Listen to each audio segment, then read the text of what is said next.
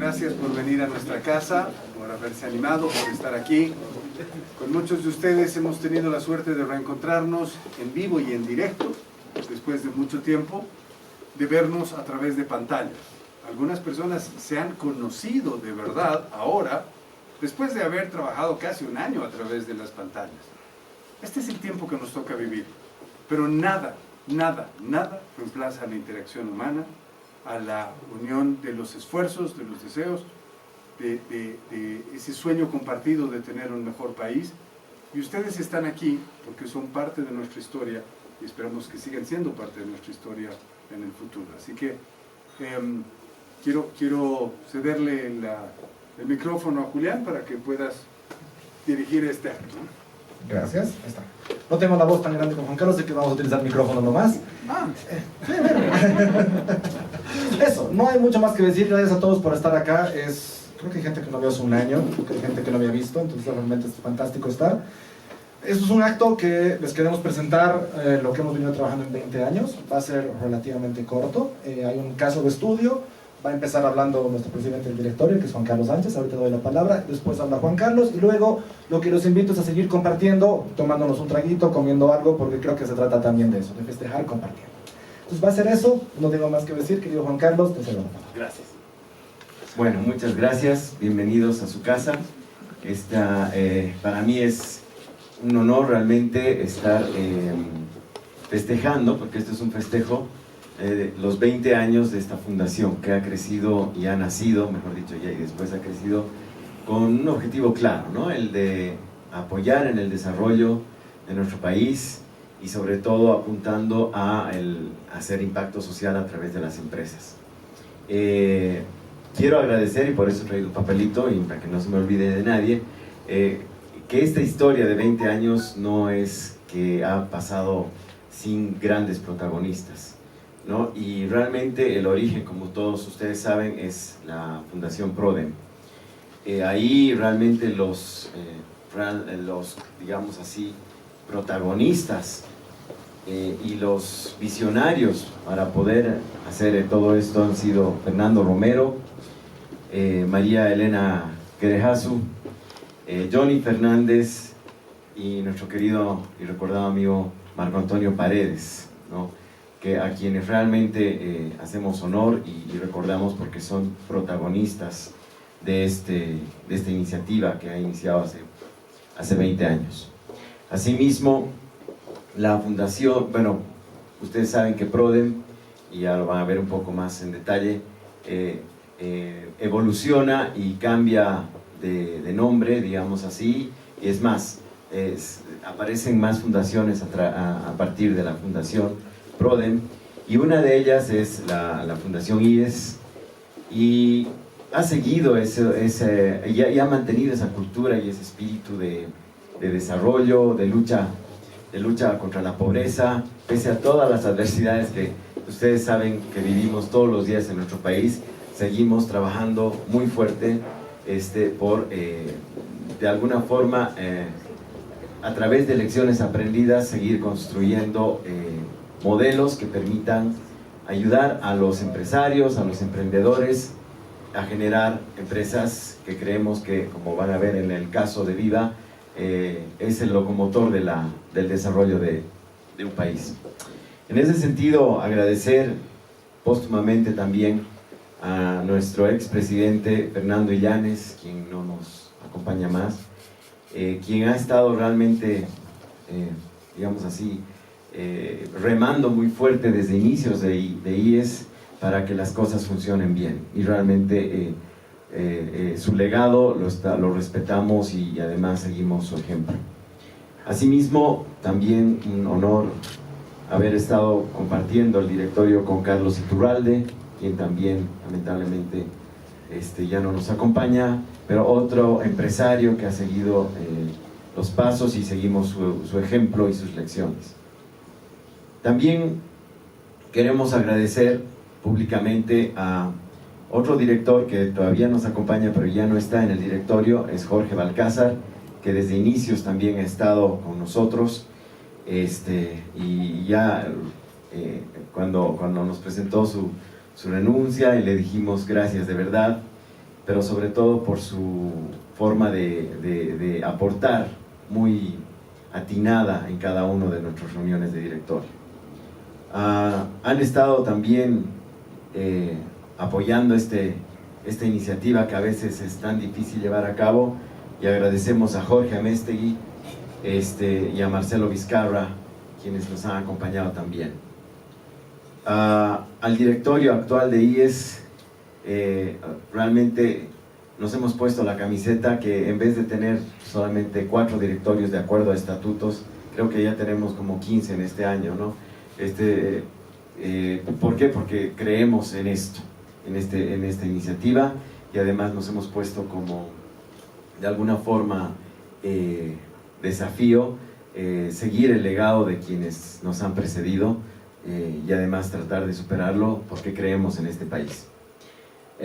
Y muy en especial el agradecimiento de nuestra parte a Juan Carlos Iturri y a todo su equipo, que realmente se han puesto la mochila al hombro, y hay veces que esa mochila es muy pesada.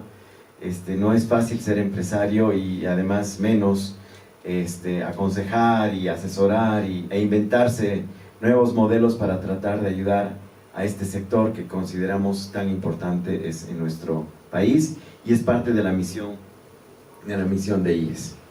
Asimismo, bueno, ya van a conocer a Felipe Simes, que es quien ha escrito y ha ayudado a hacer esta compilación de los 20 años, en donde el documento es bien bonito. No sé si han tenido la oportunidad de leerlo, y si no, quedan invitados, ¿no?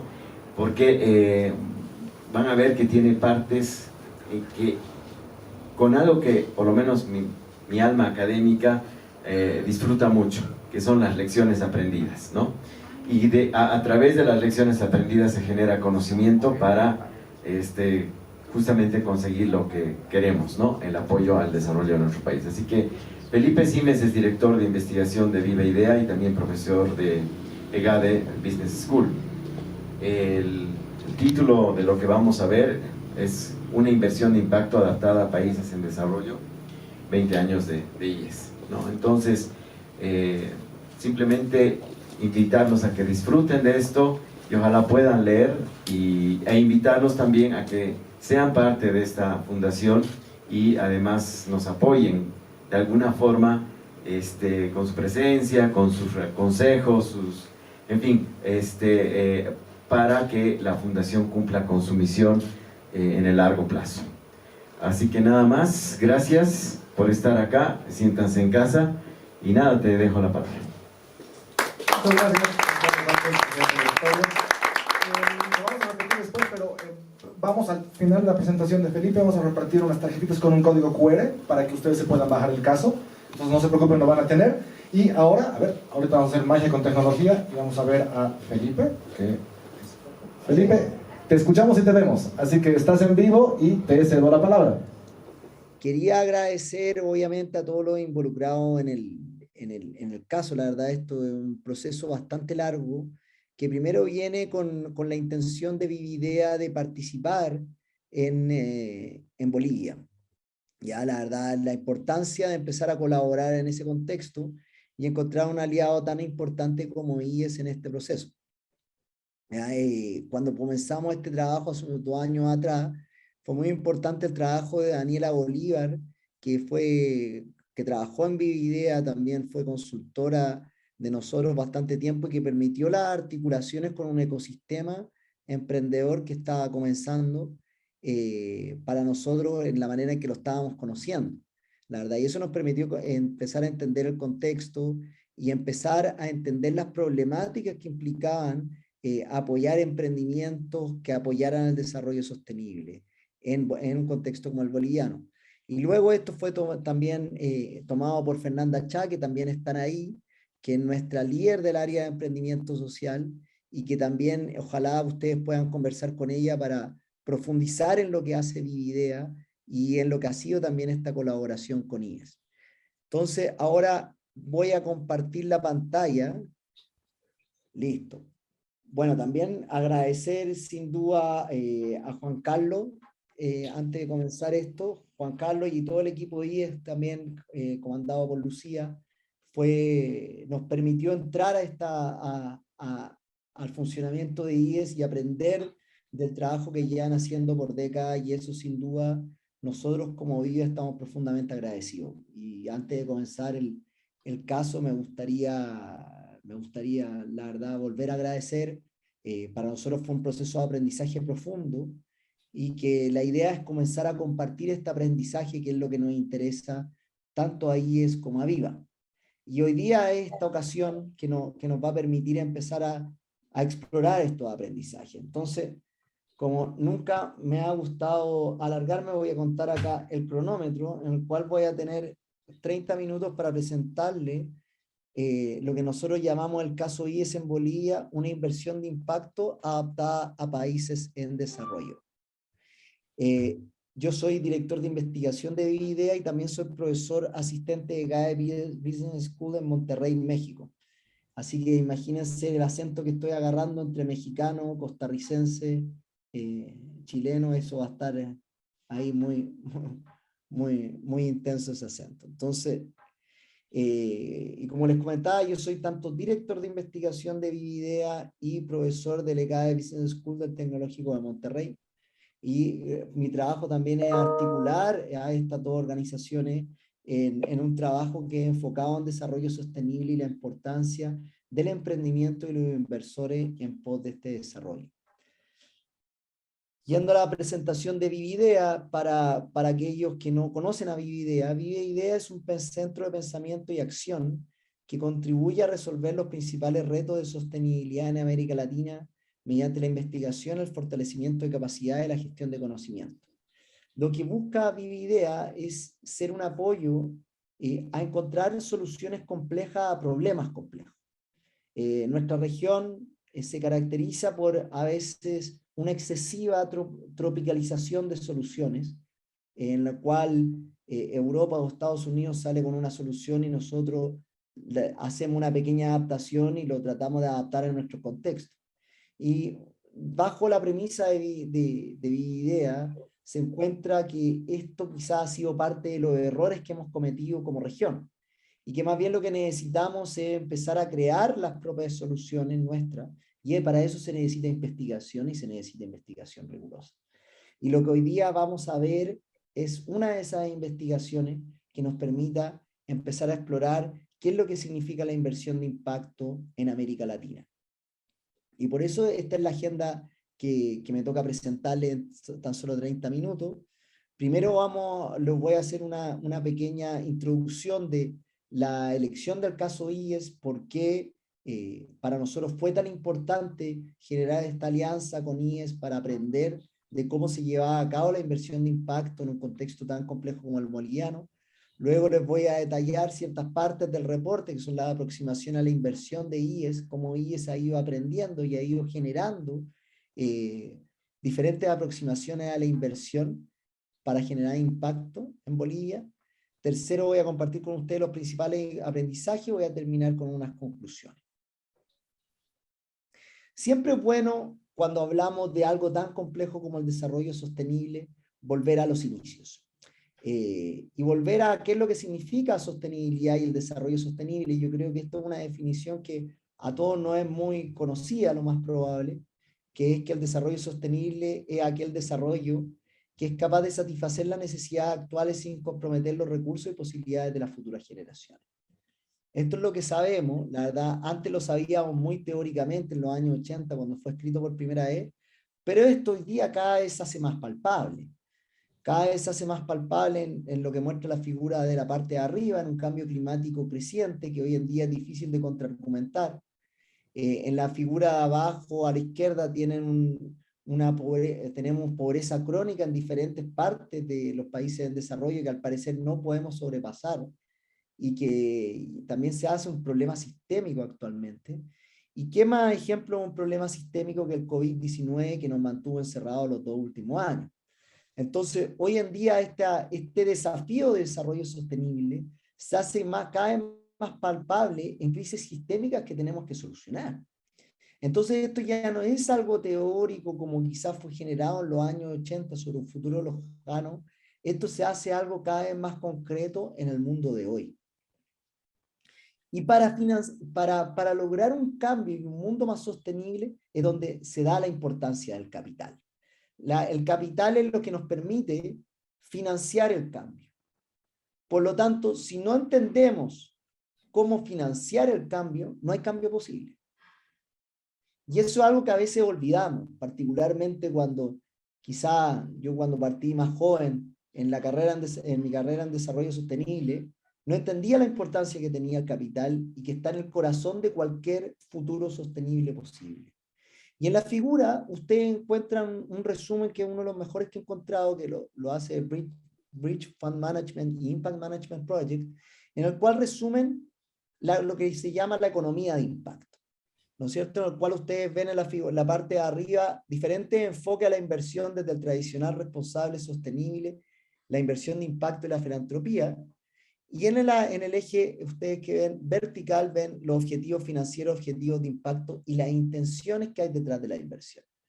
Si ustedes ven en la primera columna de la inversión tradicional, es lo que conocemos por lo tradicional de la inversión, que es aceptar rendimientos financieros competitivos ajustados al riesgo. Para los que están presentes, que son parte del mundo de la inversión, esto parece muy lógico, ¿no es cierto? Y esto corresponde a una intención que ustedes pueden ver más abajo en color amarillo, que dice: soy consciente del imposible impacto negativo de mis inversiones, pero no intento mitigarlo. Y el mundo que hemos construido se basa en un capital que se mueve de esa manera. Y la idea es cómo ir transicionando hacia la inversión de impacto, que la primera transición es lo que se denomina la inversión responsable, y que se denomina esto en evitar daño y mitigar los riesgos a lo que se denomina hoy en día el medio ambiente, lo social y la gobernanza, y que se miden estos indicadores que son muy famosos, que son los ESG, que lo que busca es mitigar o reducir los resultados negativos para las personas y el planeta. Y si ustedes ven más abajo en las intenciones, dice, poniéndose en el lugar del inversor, que quiero tener un comportamiento responsable y quiero cumplir los requisitos reglamentarios. ¿Okay? Luego pasamos a una tercera aproximación al capital, que se le denomina sostenible y que se enfoca, como muestran los objetivos de impacto, en beneficiar a las partes interesadas y generar resultados positivos para las personas o el planeta. Es decir, va un paso más allá. No solamente quiero cumplir la ley, yo quiero beneficiar a diferentes partes interesadas. Y acá, ¿cuáles son las intenciones de esta inversión? Es que las empresas tengan efectos positivos en el mundo y ayuden a mantener el rendimiento financiero a largo plazo. Y por último, tenemos lo que se denomina la inversión de impacto, que puede ser que yo me enfoque más en un retorno financiero primero o en un retorno de impacto primero, es decir, que yo pueda sacrificar un poco de mi retorno económico por un retorno de impacto. Pero esto sí es un paso ya claro hacia la inversión de impacto, que busca contribuir a las soluciones, es decir, generar un cambio positivo para las personas del planeta que de otro modo estarían desatendidos. Y la perspectiva del inversor acá es que quiere contribuir a la lucha contra el cambio climático, o quiere ayudar a abordar la brecha educativa o de pobreza, quiere promover soluciones. Entonces, bajo este marco, en Viva es que estamos tratando de entender cómo avanzamos hacia la construcción de soluciones hacia un mundo sostenible y cómo financiarlas, bajo todo este espectro. Y dentro de todo ese espectro es que entendemos que existen diferentes actores clave para el sistema financiero, y que antes de entender cuál es el cambio necesario, tenemos que entender cuáles son estos actores y cómo funciona el sistema financiero, cuál es el rol del sistema financiero en una economía capitalista. Y acá nos basamos en cierto trabajo muy antiguo ya, de más de 25 años, de uno de nuestros fundadores, que es Stefan Schmidt-Heine, nuestro fundador, que es Stefan Schmidt-Heine, que hizo un trabajo con Sorrakin, que en ese momento era uno de los líderes de la ONU, con la idea de cuáles son los actores principales que tienen que girar hacia un mundo sostenible. Entonces, en el ámbito de las empresas tienen que ver oportunidades de mercado, problemas sociales y ambientales, y además se requieren cambios en regulaciones gubernamentales. Eso es lo que dicen estos autores. Luego, a nivel de neoinversores y los analistas, necesitamos tener mucha atención a los inversionistas institucionales. Los inversionistas institucionales son, por ejemplo, las administradoras de los fondos de pensiones, que acumulan en la mayor parte de nuestros países gran parte de la riqueza y que tienen que tener un rol primordial en mover la inversión hacia un mundo más sostenible. Y también debemos transicionar del deber fiduciario basado en la regla del hombre prudente a más bien cómo este deber del inversor es ir más allá y preocuparse de construir un mundo sostenible. A nivel de los bancos, lo que necesitamos es bancos que sean responsables de los costos sociales y ambientales en los que incurren las empresas a las que prestan dinero. A nivel de las aseguradoras, lo que piensan Sorakin y Schmidt-Heine es que las aseguradoras tienen una afinidad natural con el desarrollo sostenible, porque están preocupados de que no haya catástrofes. A nivel de los contadores, necesitamos que los contadores innoven en formas de medir el impacto social y ambiental positivo. Para de esa manera poner un valor financiero a lo que valoramos, es decir, si valoramos un mundo sin basura, ¿cómo las empresas pueden llevarlo a sus balances? ¿Cómo podemos empezar a contabilizarlo para que los inversores tengan la información para llevar a cabo sus inversiones?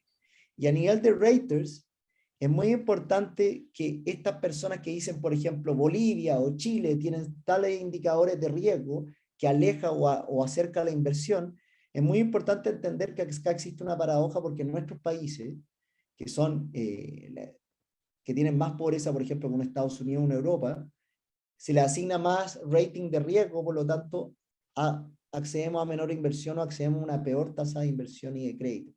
Y esto hace que haya una paradoja porque los países que necesitan más inversión son los países que tienen altas tasas de pobreza.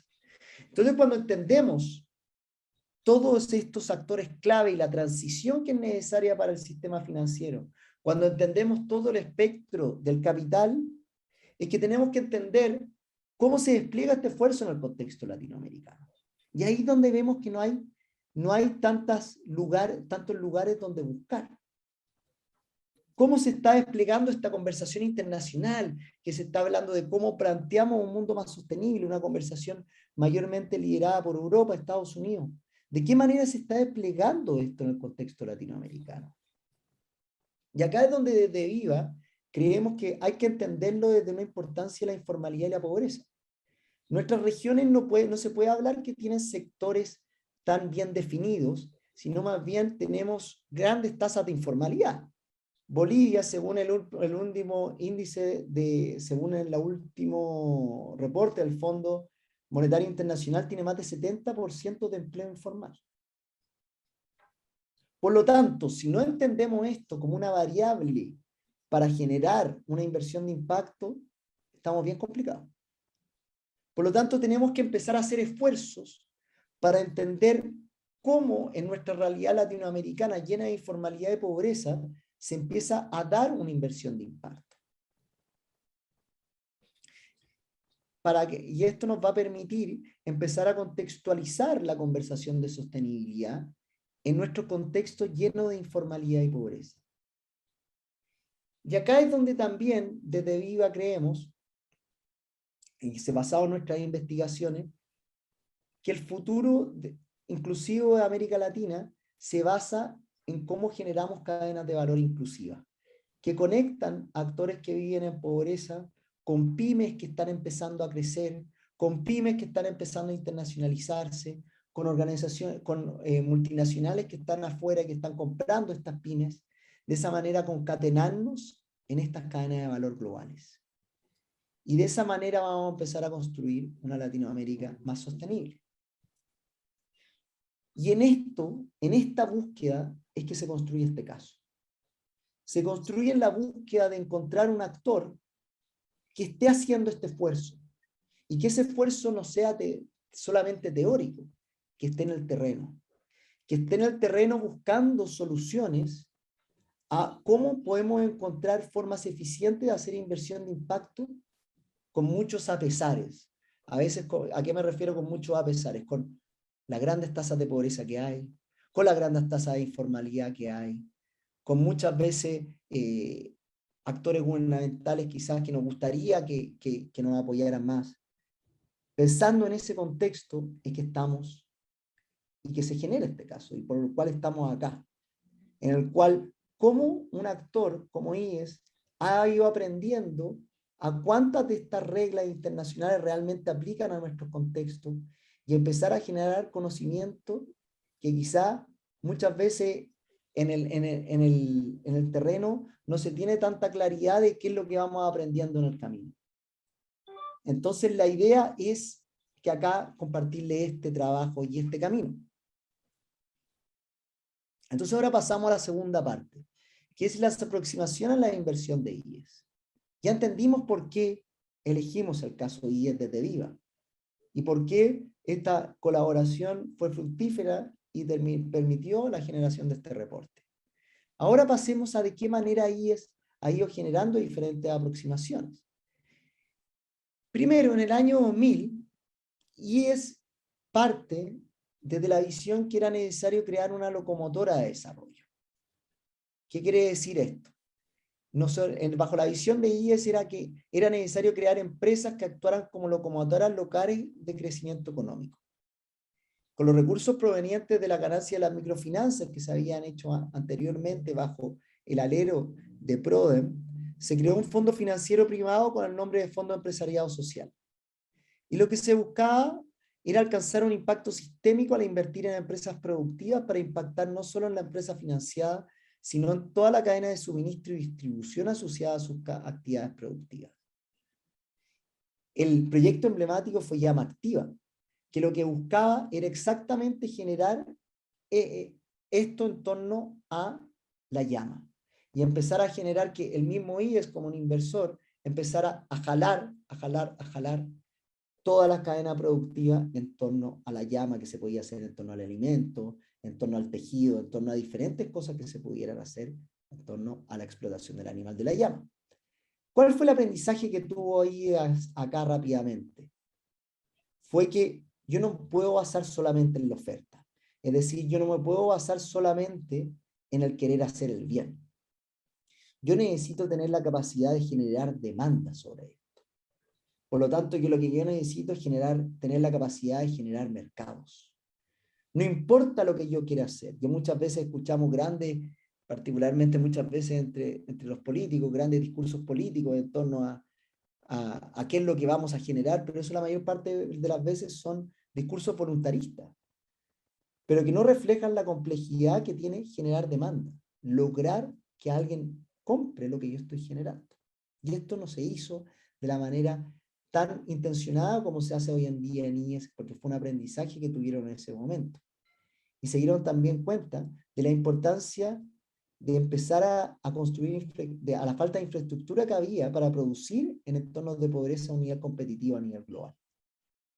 Entonces ya tenemos los primeros aprendizajes que tiene IES. Y en esta presentación yo quiero resaltarle los aprendizajes para que vayamos entendiendo cuáles son las complejidades que tiene realizar inversión en América Latina. ¿Cuál fue la siguiente aproximación que hace IES?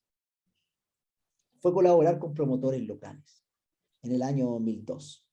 Y lo que hice IES fue, yo tengo que identificar a pymes ahora que están constituidas y que necesitaran aporte de capital para seguir creciendo.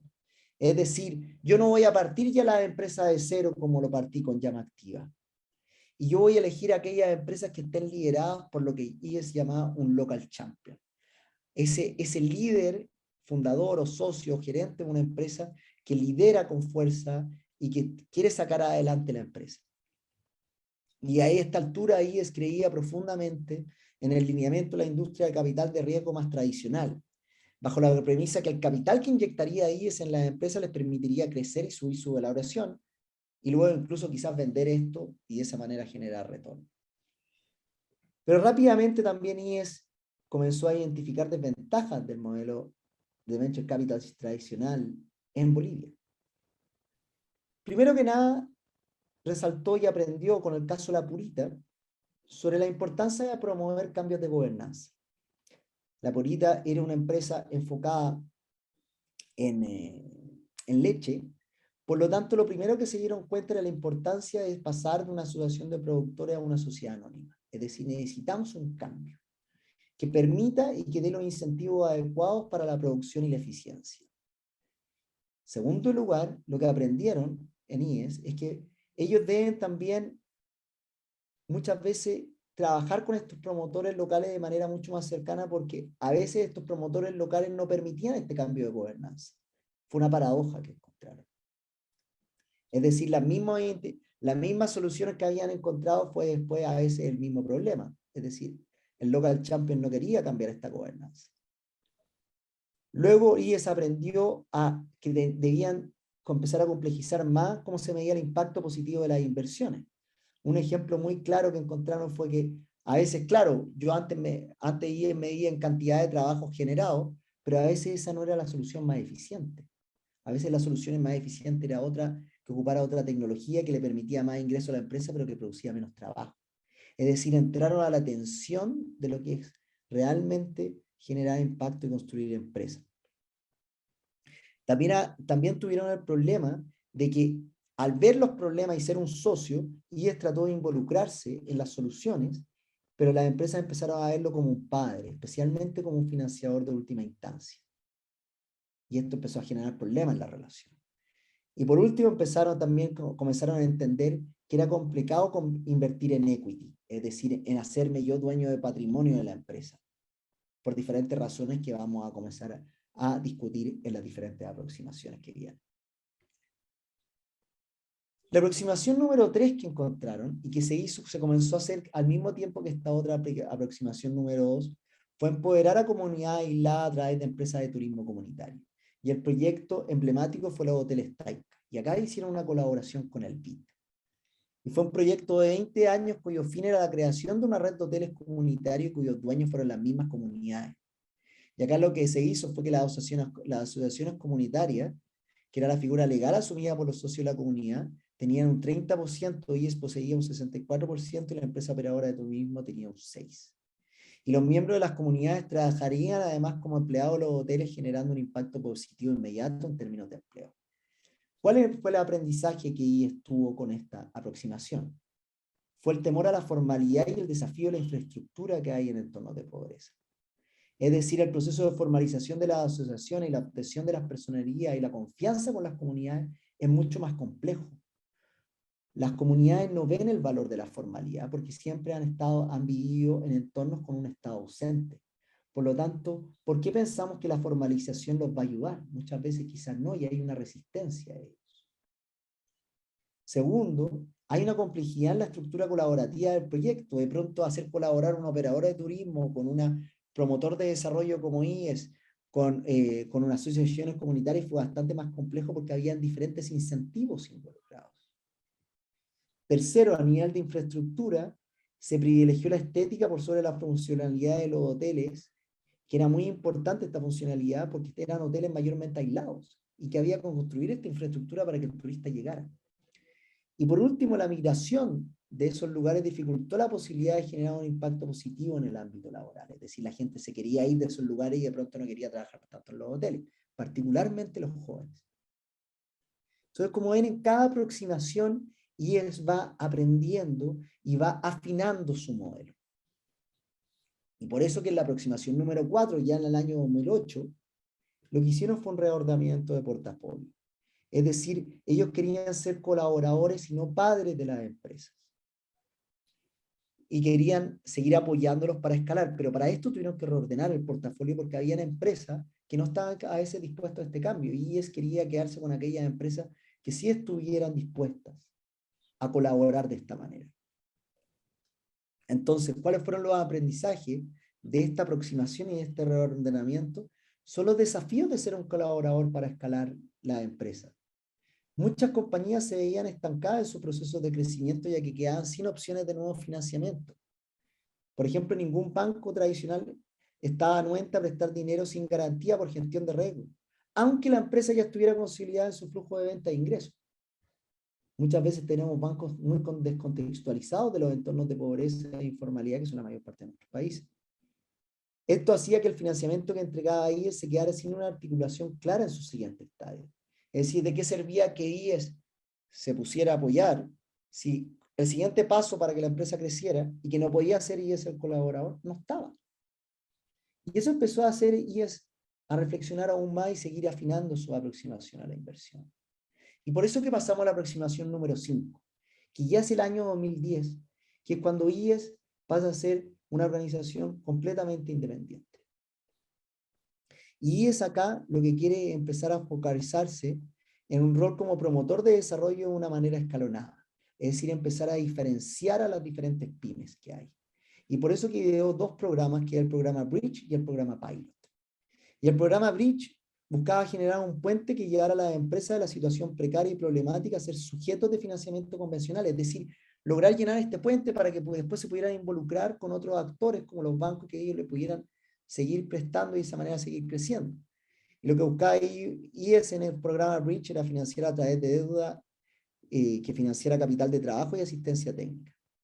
En cambio, en el programa Pilot querían ir un paso más allá. Querían pasar a invertir en equity, en patrimonio, en hacer crecer a las empresas de esa manera, no solamente en deuda. Y buscaba innovar en instrumentos de inversión para de esa manera empezar a adaptarse más a las problemáticas de la empresa y a los desafíos de estas empresas un poquito más grandes. Pero lo que se encontraron en el gran aprendizaje fue que no hubo compromiso con instrumentos de quasi-equity. Es decir, las empresas se mostraban abiertas a ser financiadas por deuda, pero no querían compartir el ownership de la empresa. No querían compartir el ser dueños de la empresa. Y era común que a los que les estaba yendo bien no querían compartir la utilidad y los que les estaba yendo mal no querían pagar. Por lo tanto, se mostró dificultoso que muchas empresas entendieran instrumentos financieros de quasi-equity también. Entender los beneficios que esto tenía para ellos. En el compartir el riesgo conjuntamente. Que era algo que IES buscaba. IES lo que buscaba era empezar a compartir el riesgo con las empresas. Y por último, lo que aprendió también fue que la información de las empresas no permite hacer un correcto análisis de guía de diligencia. Muchas veces IES tenía que invertir mucho tiempo en construir esta información, pero de todas maneras tenía que participar en la inversión. Entonces, muchas veces estos grandes requisitos y estándares de los que vienen muchos inversionistas internacionales están fuera de lugar porque la información para hacer due diligence no está. Y más bien es el inversor el que tiene que co-construirla con la empresa. Vamos a la aproximación número 6 que se dio el año 2012, que es aumentar montos a invertir a través de alianzas con el sector financiero tradicional. Acá IES lo que hizo fue generar colaboraciones con los administradores de fondos de pensión, a través del Fondo de Inversión Cerrado PYME Progreso. Y el objetivo era financiar y apoyar el desarrollo y crecimiento de las pymes, en el cual IES era inversionista del fondo y brindaba servicios de asesoría técnica, pero Pan American Safi, en su rol de administradora del fondo, gestionaba las relaciones con inversionistas, administraba los activos del fondo y respondía directamente a los requisitos de la autoridad de regulación. Y este fue un cambio muy exitoso, porque les permitió apalancar recursos de actores tradicionales del sector financiero. Y como ustedes ven, muy en línea con los cambios que nosotros veíamos, que Schmidheim y Sorrakin empezaban a promover de la importancia de involucrar a inversionistas institucionales, porque ellos son los que en gran parte mueven la aguja de la economía de los países.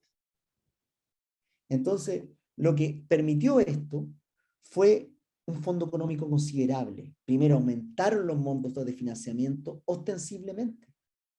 Más importante aún, los mecanismos de cobertura de riesgo cambiaron.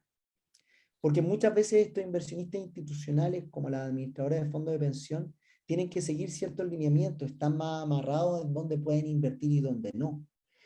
Pero lo que hicieron fue más bien ocupar gran parte de la inversión en invertir en empresas tradicionales, no necesariamente de impacto para disminuir el riesgo, y el resto invertirlo en las pymes que IES está acostumbrado a invertir. Entonces funcionó no solamente como un monto a invertir, sino también como mecanismo de cobertura para disminuir el riesgo de invertir en contexto de pobreza.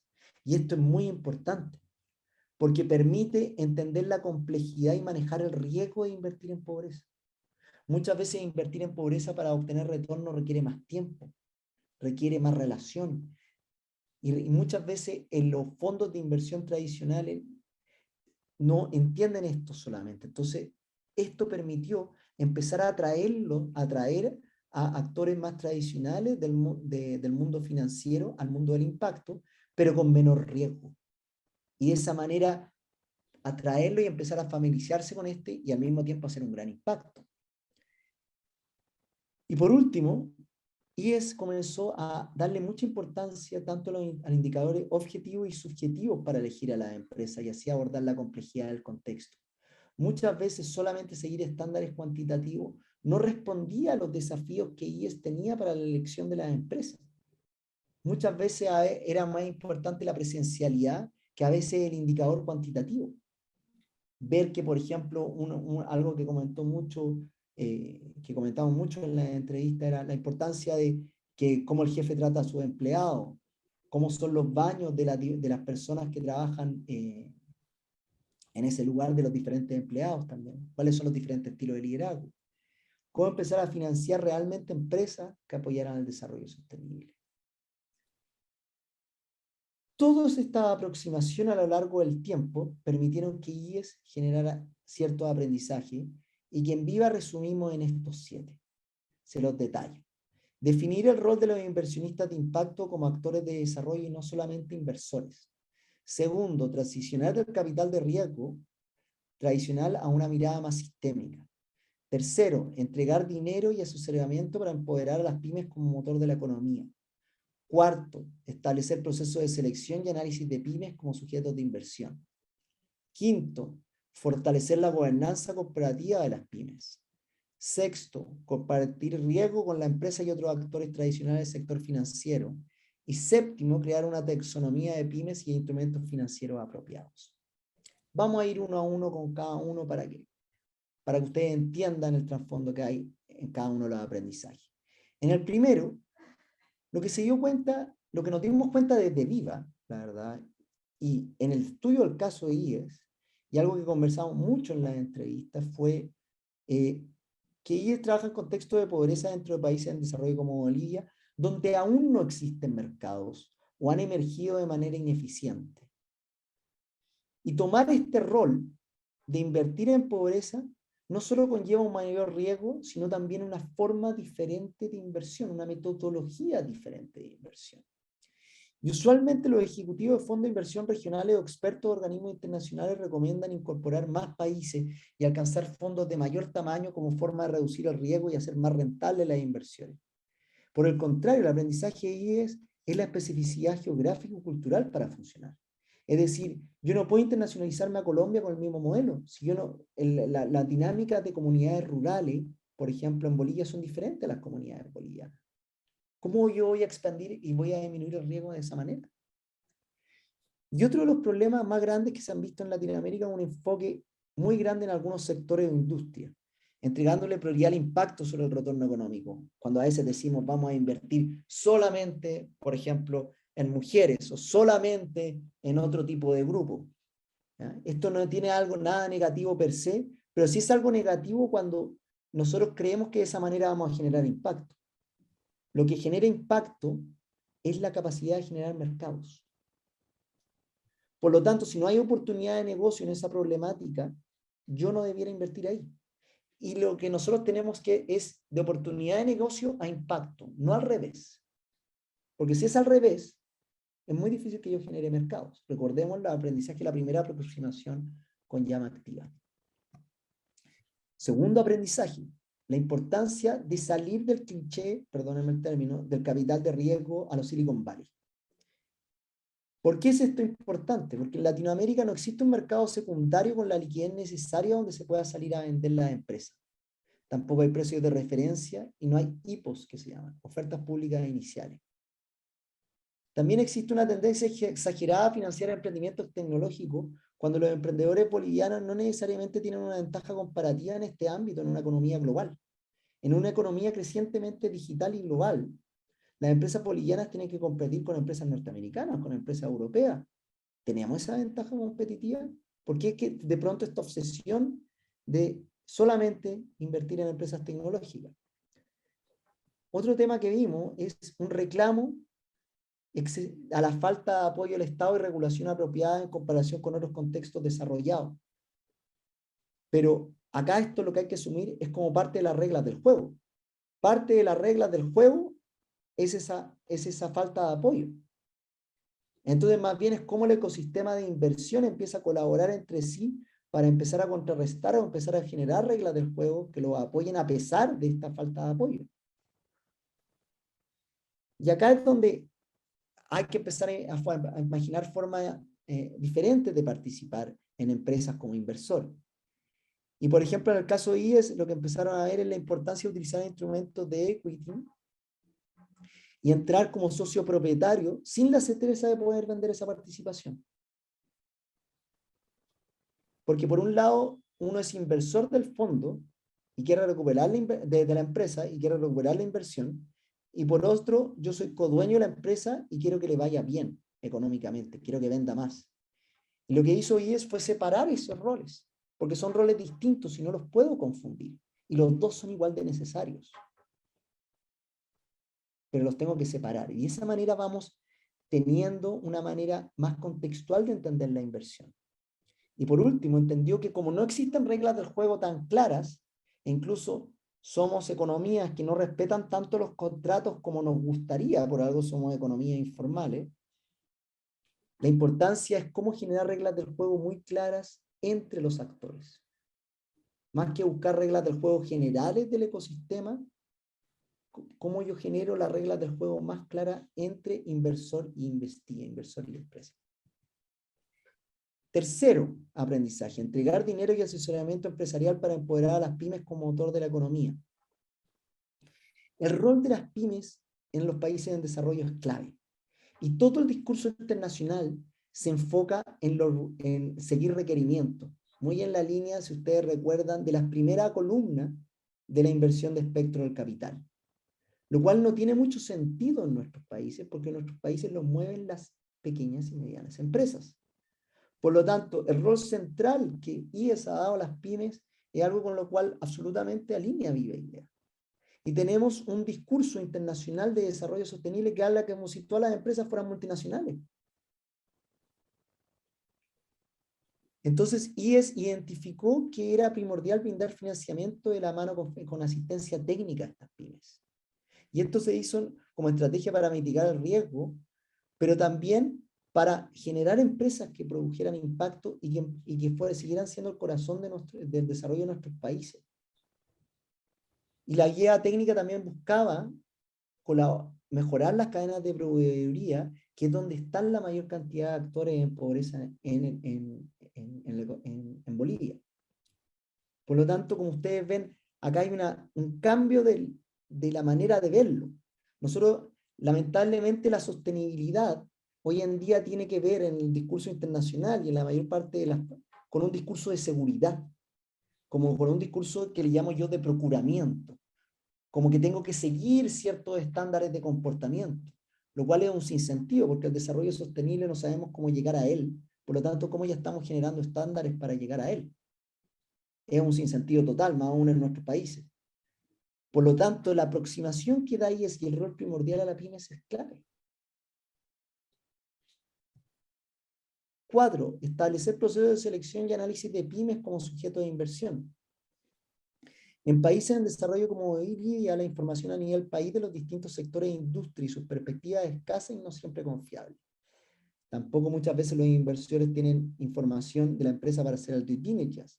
Por lo tanto, los inversores tienen que contabilizar esto como parte de su trabajo de inversión. Parte de mi trabajo es generar esta información. Yo he estado muchas veces con inversionistas internacionales en contextos latinoamericanos, en el cual llegan y dicen, no, pero tú no tienes la información, por lo tanto yo no voy a invertir en ti. ¿Pero cómo eso? Entonces váyase usted a un lugar, yo digo, rico a invertir, porque entonces ¿para qué está acá para invertir?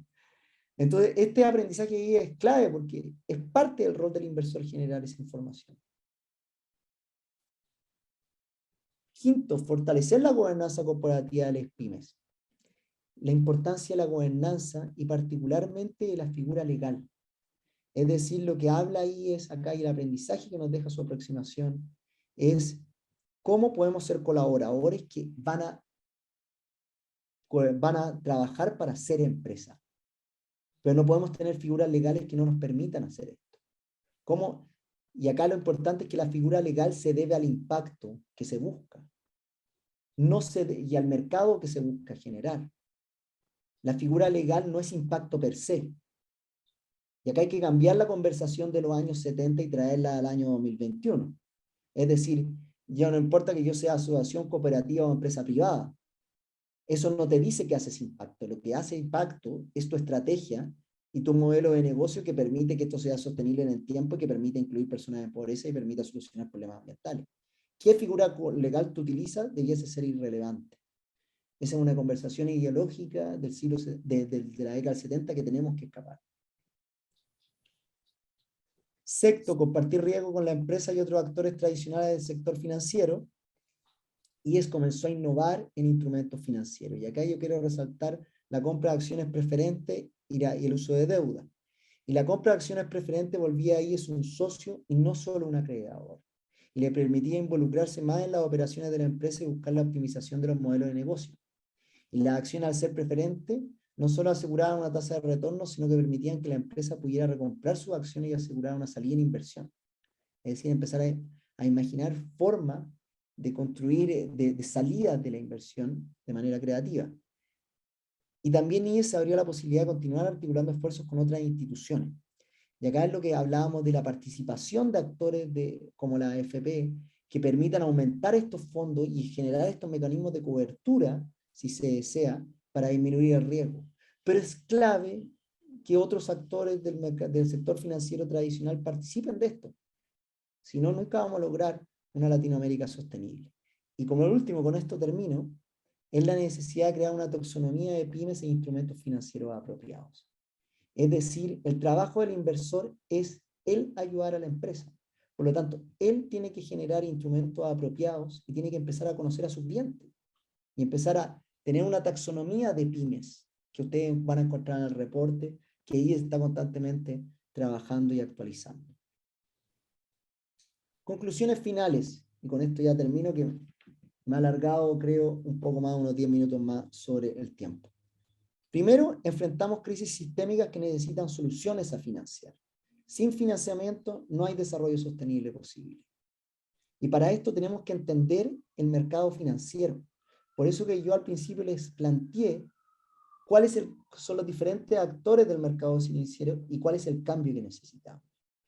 Y lo que necesitamos, como en el caso de IES, es aprender qué es lo que involucra este cambio en el contexto, para no venir con soluciones generalistas, sino más bien aprender y ver de qué manera podemos financiar el desarrollo sostenible, dado el contexto de nuestros países llenos de informalidad y pobreza, y a veces no con la institucionalidad que nos gustaría. Y los dejo con una frase, que se lo voy a leer en inglés y después en español, que es de la ONU y que fue citada en el libro de Sorokin Yeshmihainy del año 95, que dice lo siguiente: People need to get back to the old religion of making money and risking things. If industry went back to risking things, sustainable development would happen. Dice, la gente necesita volver a la antigua religión de hacer dinero y arriesgar. Si todas las industrias volvieran a arriesgar, el desarrollo sostenible sería posible. Muchas gracias.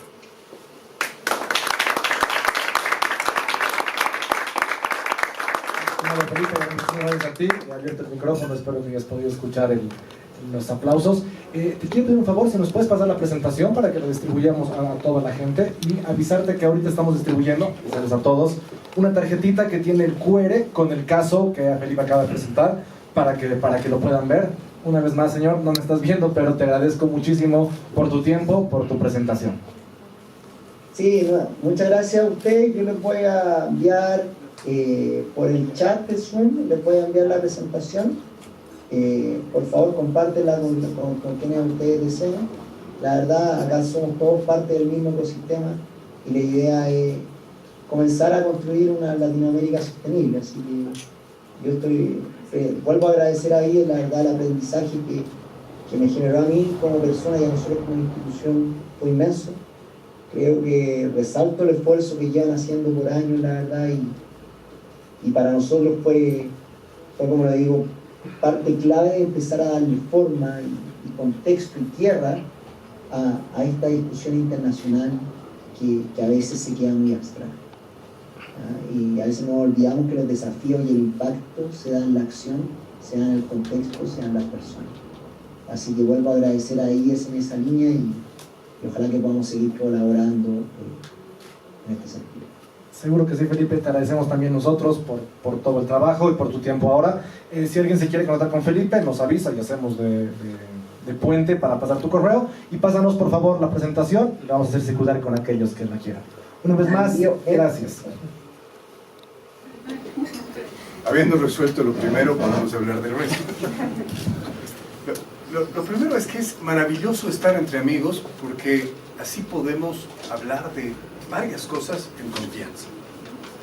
Que parte de esta historia se ha desarrollado cuando éramos un programa de la Fundación Prodem, como ha dicho Felipe, y uno de los actores de esa etapa de la Fundación está aquí con nosotros, el Rolando Saunero, quien ha estado bregando con todo el equipo de Prodem, o sea que él sabe de primera fuente de lo que estamos hablando.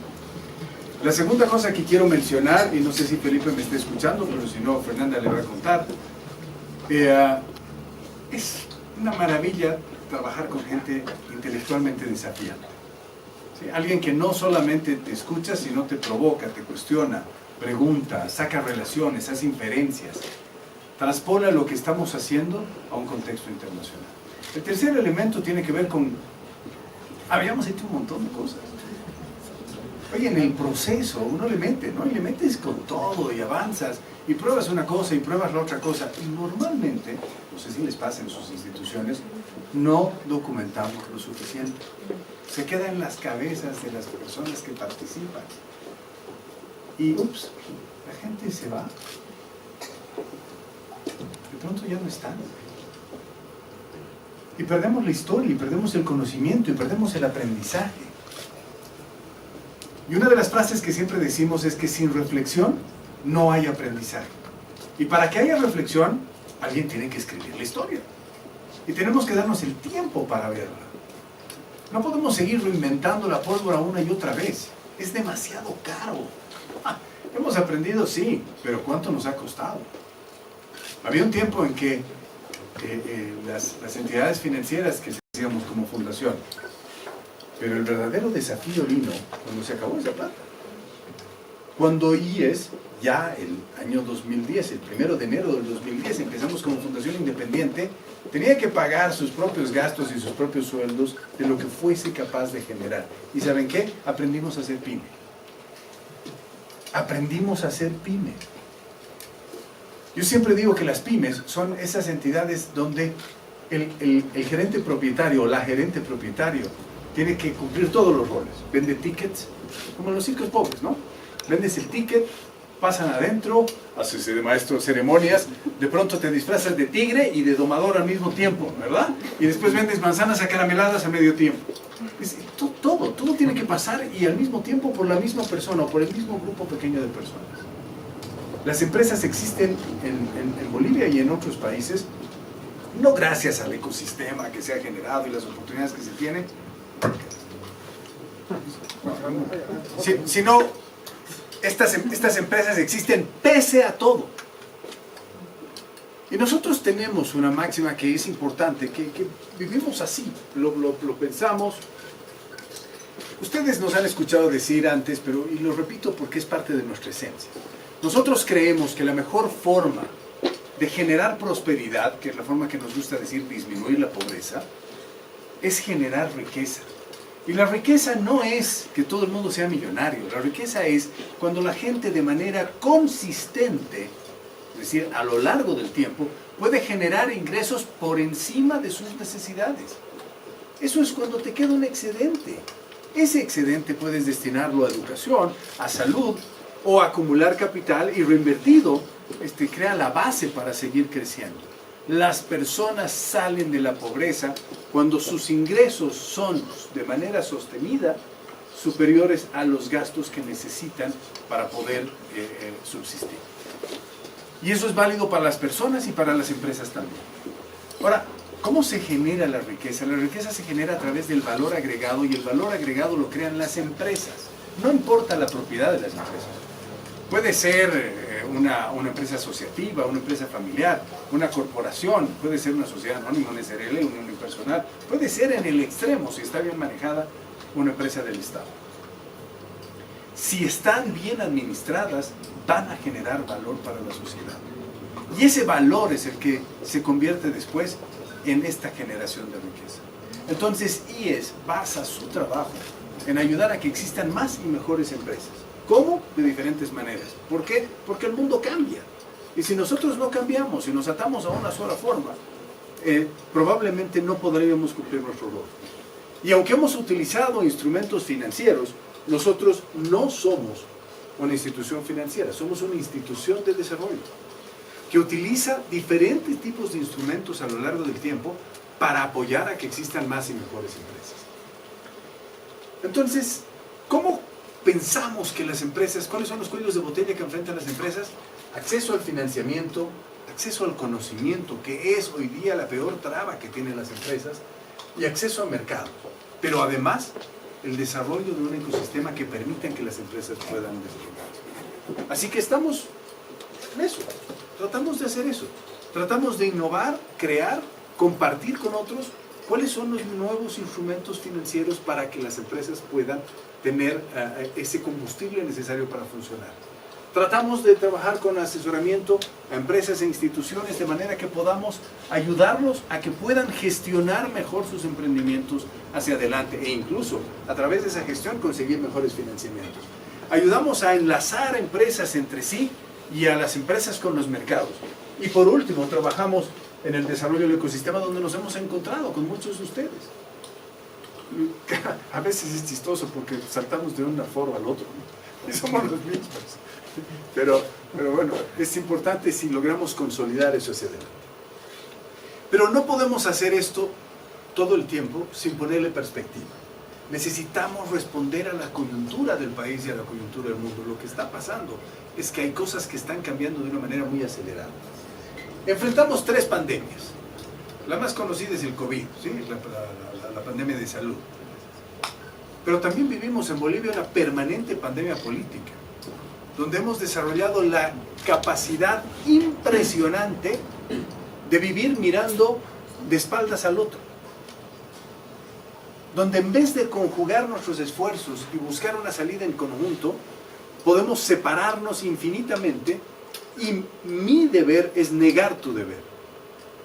Y donde el principal deporte que existe en Bolivia es fastidia bien sin mirar a quién. Si yo he fastidiado a alguien, he cumplido mi día. Y no importa si estoy en función de gobierno o estoy desde el sector privado o desde la sociedad civil. Nos sentimos realizados cuando hemos podido fastidiar al resto en vez de unir nuestros esfuerzos para poder avanzar. Pero la pandemia de salud y la pandemia política derivan en la pandemia económica, que no la terminamos de sentir en este momento, pero está ahí latente y las empresas sí la sienten. Cuando el contrabando entra a raudales, las empresas sí la sienten. Cuando no tienen acceso al financiamiento, las empresas sí la sienten. Cuando no hay oportunidades para crecer o exportar, las empresas sí la sienten. Y por último, es necesario trabajar en condiciones de sostenibilidad de largo plazo de las empresas. Y ahí eso nos lleva, pasamos por favor, a cómo concebimos nosotros una fundación. En realidad, cómo concebimos nuestra fundación, no pretendemos que se aplique a todas. Pero una fundación realmente es tal cuando tiene patrimonio y razón de ser. Si solo tienes plata y no sabes para qué, todavía no eres una fundación según nosotros.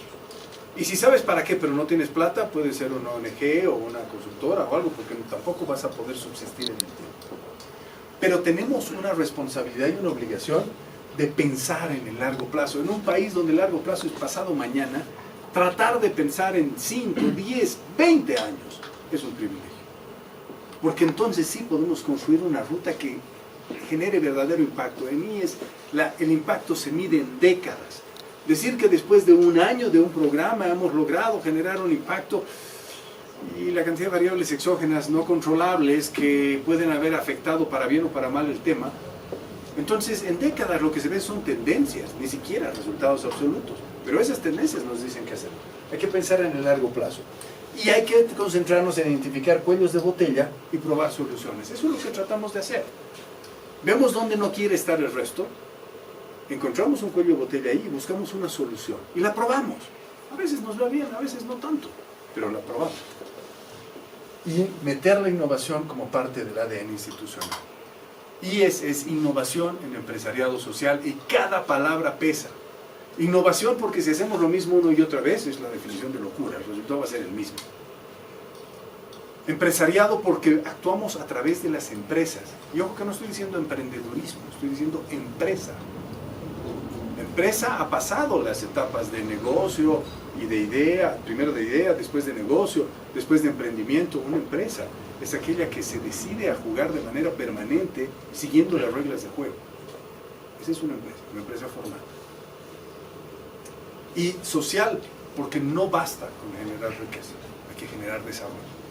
Y el desarrollo implica más que crecer financieramente en las empresas. Entonces, esta es nuestra manera de entendernos como fundación. ¿Y dónde vamos a trabajar ahora? Porque hemos contado mucho de lo que hemos hecho en los 20 años. Y les pido, los invito, lean el documento. Felipe ha hecho una, por supuesto por un tema de tiempo, ¿verdad? Allí les contamos un poco más. Y si algún rato quieren, se vienen cuando quieran aquí, ponemos una mesa, tomamos café y hablamos de las anécdotas, que esas son las más sabrosas en todo este proceso. Nuestra fundación trabaja en varios pilares hacia afuera. Un pilar es el asesoramiento empresarial.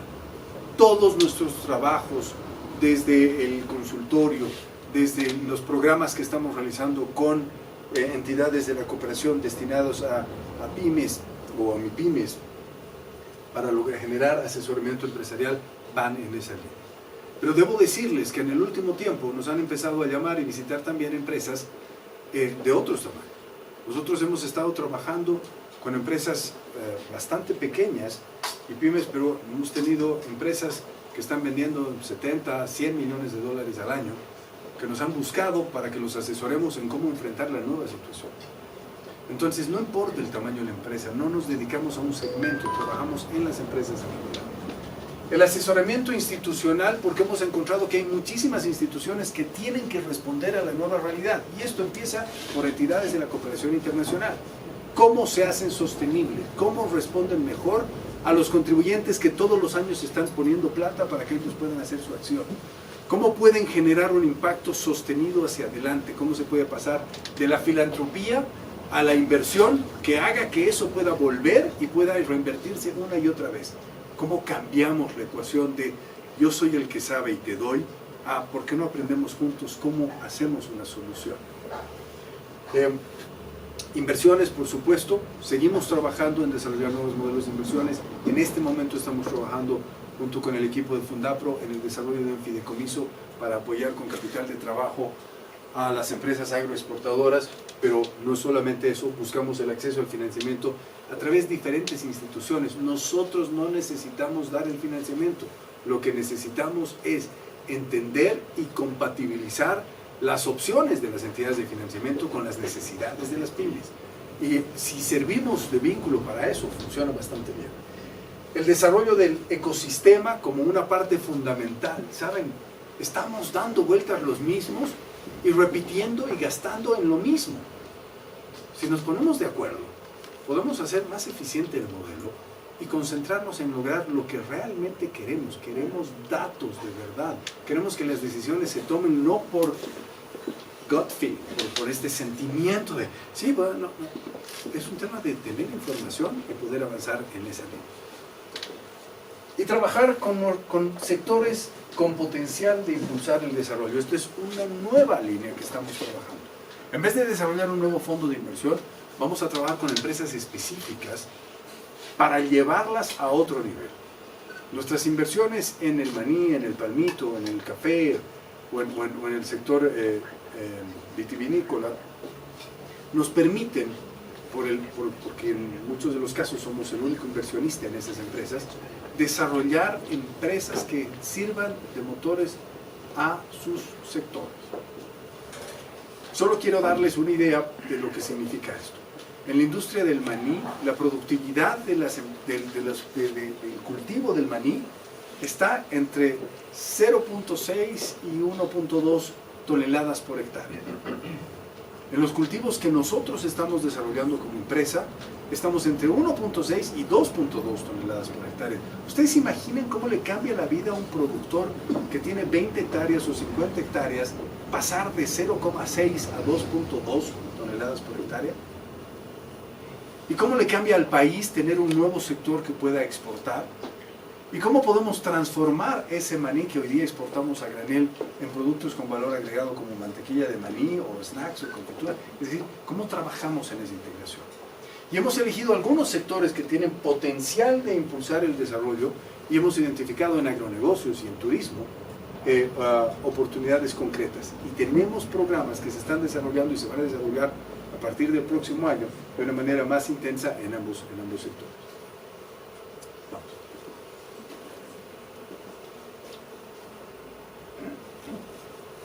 A ver, ¿qué se viene? Ya termino, para no aburrirlos. Espero que hayan comido mientras tanto. ¿Sí?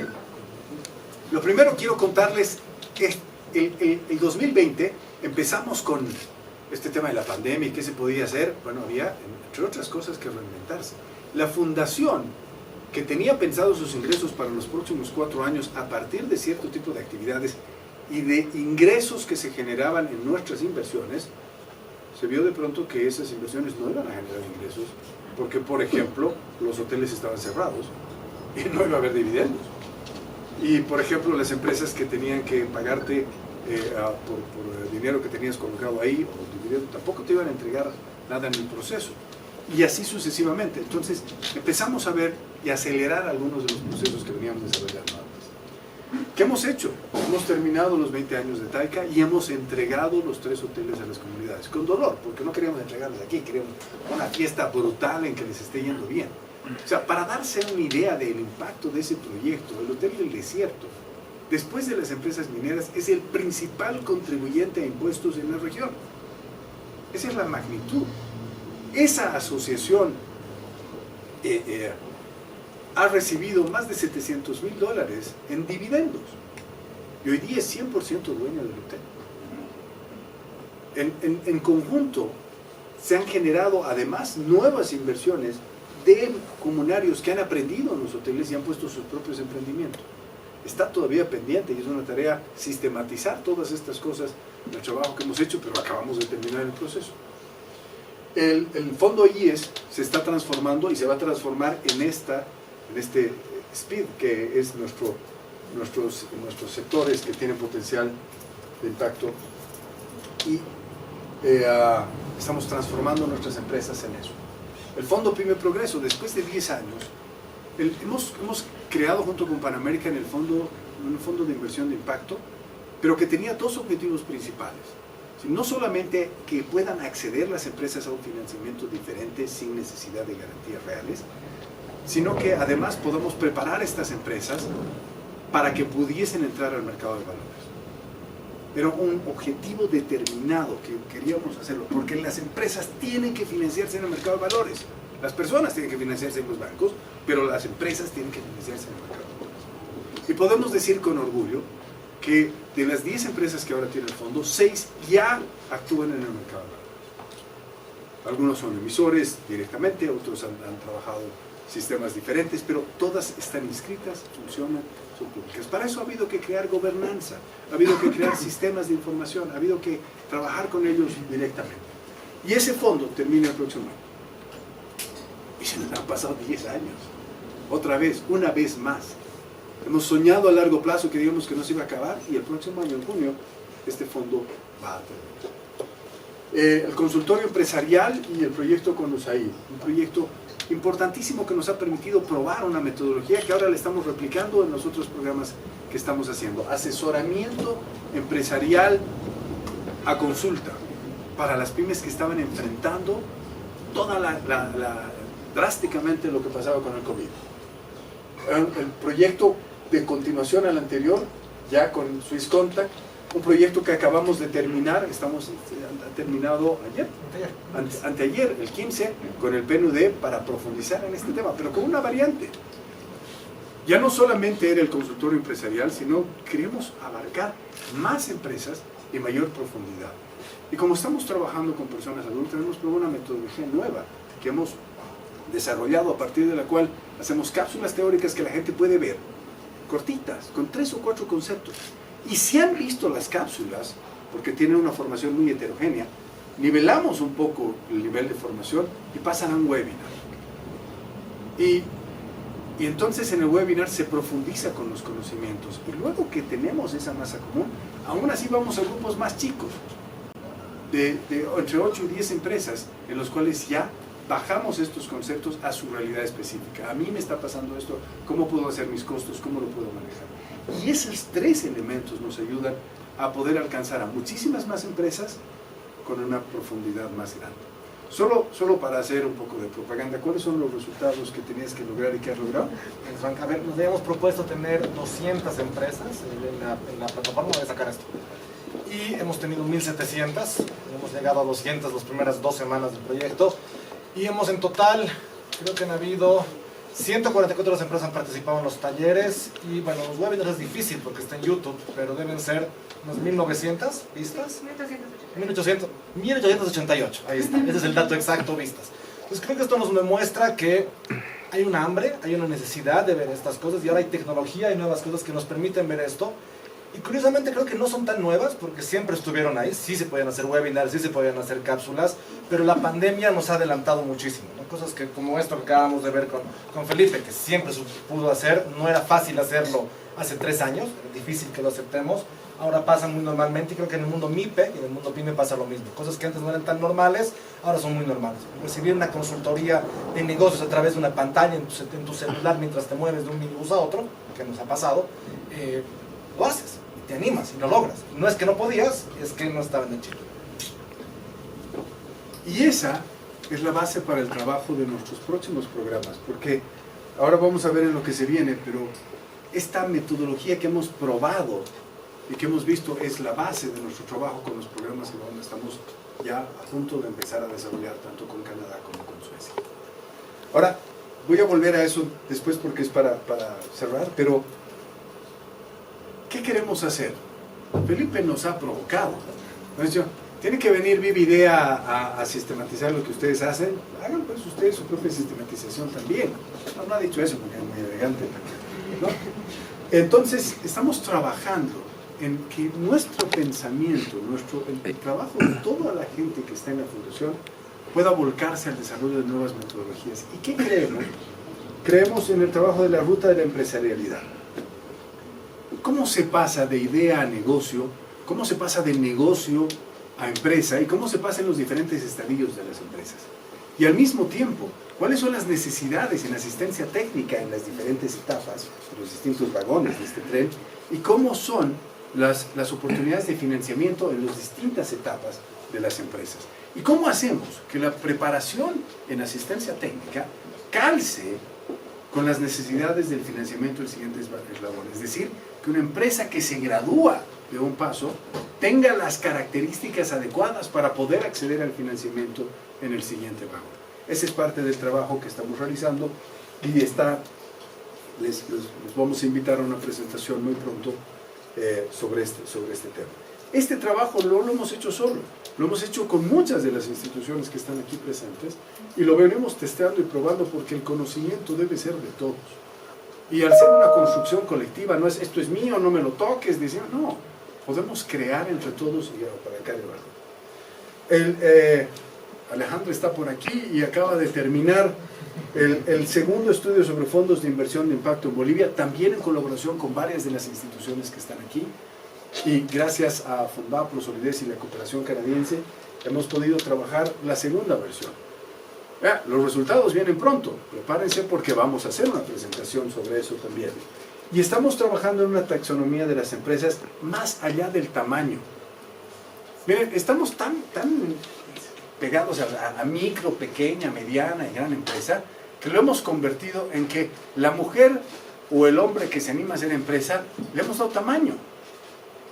Yo soy microempresaria, o él o ella es pequeña empresaria. Las personas que se animan a hacer empresas son grandes por definición.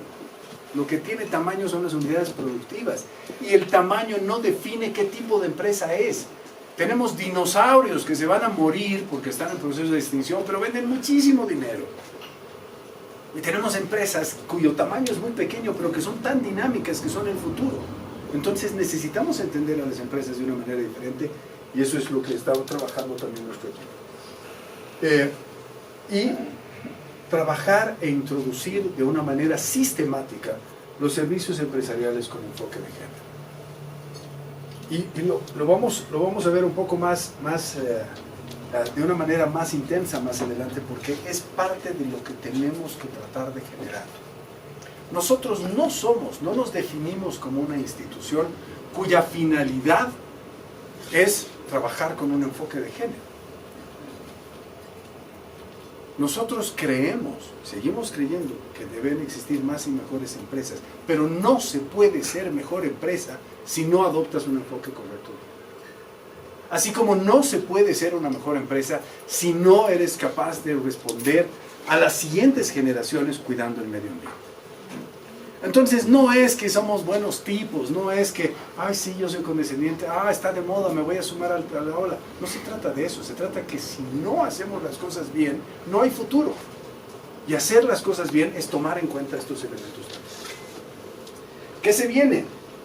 Finanzas sostenibles e inversión de impacto. El proyecto con el IDRC, el SDSN y la OPB en turismo. Y fíjense que cada vez estamos sumando más actores en los programas que estamos haciendo, porque esto es entre todos. Solo así vamos a alcanzar el impacto que queremos lograr.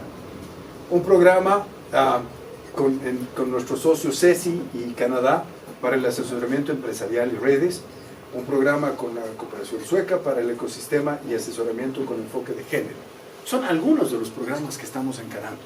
Algunos de estos todavía no hemos firmado el contrato, estamos ahí que ya, yo creo que sí, empezamos, íbamos a empezar ayer, pero vamos a empezar mañana. No importa, porque la construcción de las cosas buenas lleva tiempo.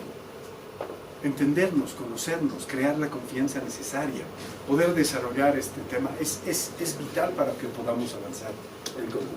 La siguiente, por favor.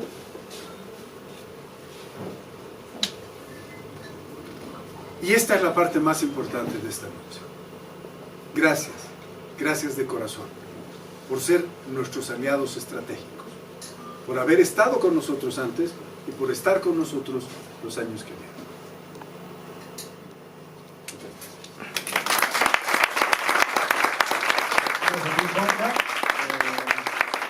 Hemos terminado oficialmente el programa, así que creo que escuchamos truenos y creo que está lloviendo, lo cual quiere decir que no se pueden ir porque se van a mojar. Entonces mejor nos quedamos acá, tomamos un 18:25 para agradecer una vez más su presencia y que nos hayan acompañado todo este tiempo.